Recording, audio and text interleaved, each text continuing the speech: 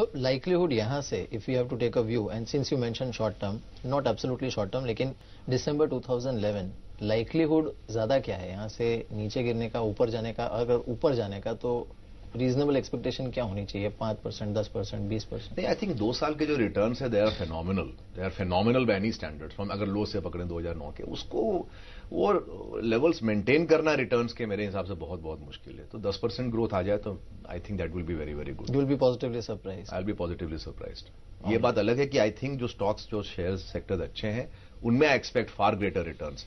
And Abhay ji ने एक बात कही थी कि अगर मैं मानूं कि इंडेक्स 24,000 होता है, मानने की बात एक लेके चले, तो मैं ये नहीं मान सकता हूं कि रिलायंस या इस तरह के शेयर इस लेवल पे होंगे, उनको ये पार्टिसिपेट करना पड़ेगा। लेकिन मैं यही कहता हूं कि 21,000 का इंडेक्स हो गया और आप शेयरों को देखें, 60-70% of shares are in bear market.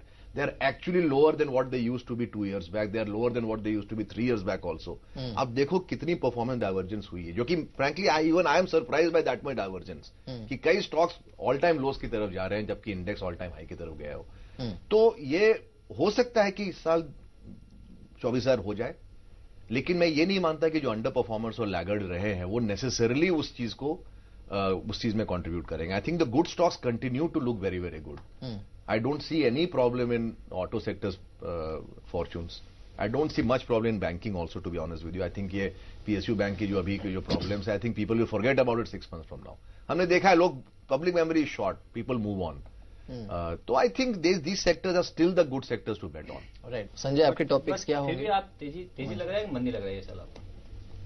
No, he said he'll be positively surprised if he... No, I know, but आपको अंदर से क्या लगता है ये साल इंडेक्स? मेरे हिसाब से इंडेक्स के हिसाब से बहुत ज्यादा ऑप्टिमिज्म मुझे नहीं नजर आता। So like 2010, it'll be more of a stock specific game rather than... because आप उन सेक्टर्स को देखिए तो वो इंडेक्स तो 35,000 पे पहुंच गया साहब। मिहिर, एक्चुअली स्टॉक मार्केट में वही है कि ultimately it has to be fundamental base. ठीक है, शॉर्ट टर्म में आई थिंक जब एफोरिया आता है तो बहुत सारे स्टॉक ऊपर चले जाते हैं, नीचे ऊपर नहीं जाना चाहिए थे। लेकिन अल्टीमेटली इन्वेस्टिंग का एक ही आई थिंक थ्योरी है कि आपके पास स्टॉक रहना चाहिए। मतलब आप 5 साल आगे दे के इन्वेस्ट करो, जरूरी नहीं है कि आप उसमें आपने जैसे करेक्शन नहीं आएंगे। लेट्स अज्यूम एंड इनफैक्ट आपने अभी पिक्स बता भी दी अपनी, but then which are the grey areas और concerns for you? Let's not forget them. Abhay ji से भी पूछूंगा। देखिए, ग्लोबल जैसे मैंने बताया कि ये साल अगर 30 बिलियन का 29-30 बिलियन का अगर आपका FI इन्वेस्टमेंट आया है और नेक्स्ट ईयर मान लो नहीं आता है, डेफिनेटली नहीं, आप कुछ भी कर लो, सपोज यहाँ से 10 बिलियन का आपका यहाँ से सेलिंग आएगा ना, तो मार्केट यहाँ से डेफिनेटली 10-15% नीचे गिर जाएगा। क्योंकि डोमेस्टिक आपके पास इतनी स्ट्रांग आपके पास नहीं है leadership. But you think there is a reason for fund flow to discontinue? You don't know, global market में क्या, जैसे एक व्यू बन रहा है कि चलो यहाँ से इस बार इमर्जिंग मार्केट से पैसा जा सकता है आपके डेवलप कंट्रीज में, एक व्यू बन रहा है। मेरे को नहीं लग रहा है कि यहाँ पर ऐसा कुछ पैसा नहीं आएगा FIs का, बट यू कांट क्वान्टिफाई यहाँ से 20 बिलियन आएगा कि 30 बिलियन आएगा। आप समझे ना? सो वो सबसे बड़ा फैक्टर वही है कि भाई FIs का ये साल में कितना पैसा आ सकता है, वो आपका डिमांड एंड सप्लाई है, शॉर्ट टर्म टेक्निकल पोर्शन उनसे ड्राइव होगा। लॉन्ग टर्म डेफिनेटली आपका मोर मैक्रो इकोनॉमिक्स। तो मेरा सवाल दूसरा है आपसे। मेरा सवाल ये है कि अगर FIS नाम की कोई चीज होती ही नहीं मार्केट में, तो आप क्या कह रहे हो कि हिंदुस्तान की GDP ग्रोथ को भूल जाएंगे, कंपनी की ग्रोथ को भूल जाएंगे, मार्केट चलेगा ही नहीं? नहीं, आपका जो पी मल्टीपल है, बिल्कुल नहीं मानता हूं। मैं बोलता हूं अगर शेयर ठीक है चलेगा ही चलेगा, कोई ना कोई आगे लेगा साहब। अभी जो पी मल्टीपल हर चीज FI के ऊपर क्यों दारोमदार है साहब? नहीं, अगर आपका पी मल्टीपल मार्केट में 16 का दिया है तो डेफिनेटली 11, 12, 13 का पी मल्टीपल होता है। FI नहीं आता। FI है तो मार्केट है, नहीं है तो मार्केट नहीं है। बोल रहा हूँ, आपका इंडेक्स हो सकता है कि 14-15 1947 के पहले ही ठीक थे साहब। फिर हम क्यों हम इंडिपेंडेंस और हर चीज अगर फॉरेनर के ऊपर ही निर्भर है? बट द फैक्ट तो किस बात की आजादी, किस बात की तेजी है? But Shankar, the fact is ये टू एन एक्सटेंट ये है फैक्ट ना, फॉरेन फ्लो। ये बहुत दुख की बात है। फिर इस मार्केट का क्या करना? यहाँ कमाने वाला भी फॉरेनर, बेचने वाले भी फॉरेनर, लेने वाले भी फॉरेनर, तो हम क्यों ये जो होते रहा है, ये होते रहा है। Sanjay can add to that. नहीं, I think Sanjay wants to add something. और ये सर इनफैक्ट जो शंकर जी ने बात उठाई, ये भले ही ये शायद एक बहुत ही बुरी बात रही है या फिर दुख की बात रही है, पर यह हकीकत भी है कि पैसे यहाँ पर अक्सर फॉरेनर्स ने अच्छे बनाए हैं, वही मार्केट को ऊपर भी ले जाते हैं, नीचे भी ले आते हैं। और ये कहा जाता है अक्सर कि जो डोमेस्टिक क्या लेना देना इस market, they just tag along. नहीं, but statistics will not support that ना। हाँ, अगर इतना ही था तो उनकी एग्जिस्टिंग ओनरशिप जो है वो सिर्फ 16% ही है ना। और दूसरी बात जो है, अगर आप FII के फ्लोज और इंडेक्स से मूवमेंट को ट्रैक करें तो there have been many phases, not just one, many phases in which FIIs have been sellers and the market has domestic gone up. markets have. So therefore, I don't think that this can be an absolute. I agree with you. I think अगर inherent worth है उस asset class में, the price will be discovered. अवय साहब आप कुछ FI किसके बारे में आप बताइए? नहीं आपको कंसर्न्स, जैसे आपने कहा कि आपको कंसर्न्स पूछनी चाहिए, so I am asking you what can go wrong. Concern तो मेरा एक ही है यार, वो मेरा I think it's more a personal problem then a concern. I held the current government in कुछ ज्यादा एक्सपेक्टेशंस थी, और जिस हिसाब से ये कुछ पिछले 2-3 महीने में, इनफैक्ट पिछले साल भर में जिस हिसाब से इवेंट्स फोल्डर हुए, तो थोड़ा एक फील गुड फैक्टर खत्म हो गया. It could be a personal thing, and I think if it is my view, it could be a lot of other peoples view also. तो वो एक लग रहा है कि इतने अच्छे, मैंने एक बार कहा था जब ये आजकल के प्रधानमंत्री जब वित्त मंत्री थे, मैंने कहा अगर ये 5 साल प्रधानमंत्री बन जाए, हिंदुस्तान का काया पलट हो जाएगा. ये 5 की जगह वो 5 साल तो रहे, अभी तो 10 साल होने को आ गए, और ये तो ग्राफ थोड़ा वो डिक्लाइनिंग लग रहा है.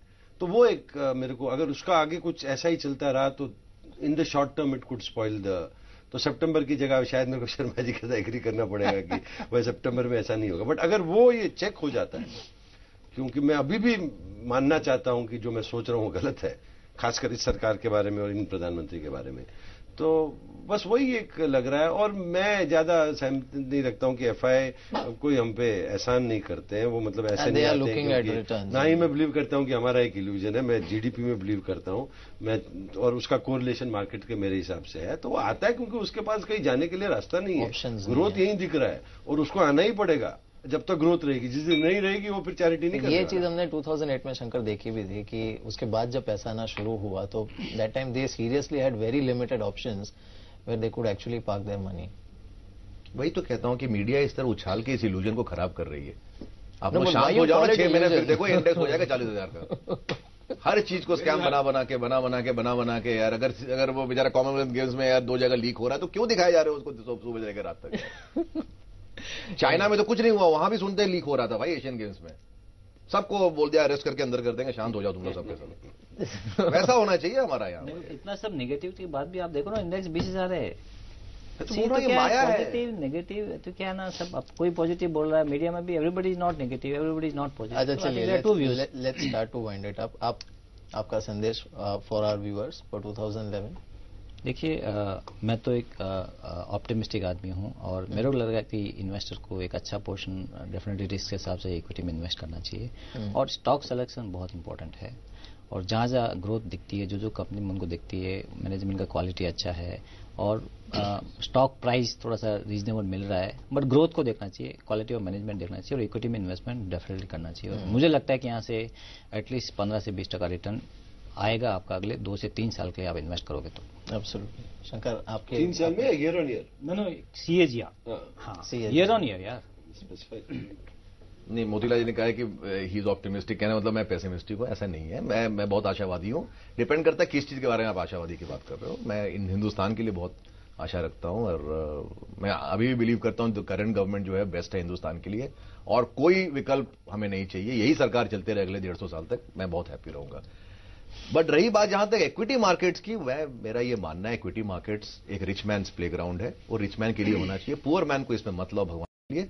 रिच मैन जो न्यूयॉर्क बैठा, सिंगापुर बैठा, हांगकांग बैठा, उनको किसी तरह से ये माया जाल बना के लेके आओ. अल्टीमेटली उनको यहां पैसा खोना ही है. वो खोएंगे तो हम कमाएंगे. वही एक रूल है स्टॉक मार्केट का. बहुत बुरा लगता है कहने में, लेकिन this is the way India will become a rich country.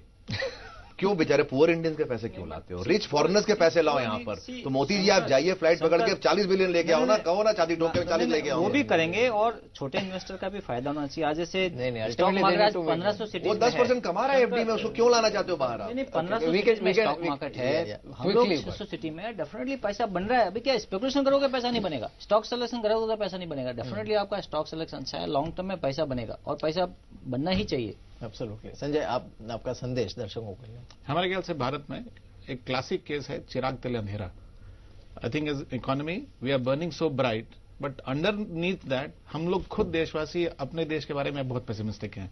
हमारे ख्याल से अगर हमें विश्वास है कि हमारा देश 8.5% 9% से ग्रो करेगा, तो हमें उसकी भागीदारी में पार्टिसिपेट करना चाहिए. और मुझे लगता है वो भागीदारी फिक्स डिपॉजिट से नहीं हो सकती. वो भागीदारी आपकी हो सकती है इक्विटी मार्केट से. और हमारे ख्याल से ये नया जनरेशन जो है ना, उसकी रिस्क टेकिंग एबिलिटी भी है। और लोग समझते हैं कि इक्विटी मार्केट हर महीना, जैसे अगर 20% CAGR ग्रोथ है तो इसका मतलब ये नहीं कि 20 डिवाइडेड बाय 12 हर मंथ मार्केट बढ़ता चला जाएगा। वो I think that amount of maturity लोगों में आना शुरू हो गया है। शायद वो population as on date is not very large, but it is growing. I think that is what should continue. Have the faith. Right. Your closing remarks. No, nothing really different from what he said, by and large. And I will say again कि भाई वो 5 साल तो अगर आप retail investor हो और आप मार्केट ट्रेडर नहीं हो, मार्केट प्लेयर नहीं हो, तो ज्यादा दिमाग को जोर मत दीजिए। GDP देखिए और वो आ रहे हैं मार्केट में तो 5 साल के लिए आइए, 10 साल के लिए आइए, 15 साल के लिए आइए।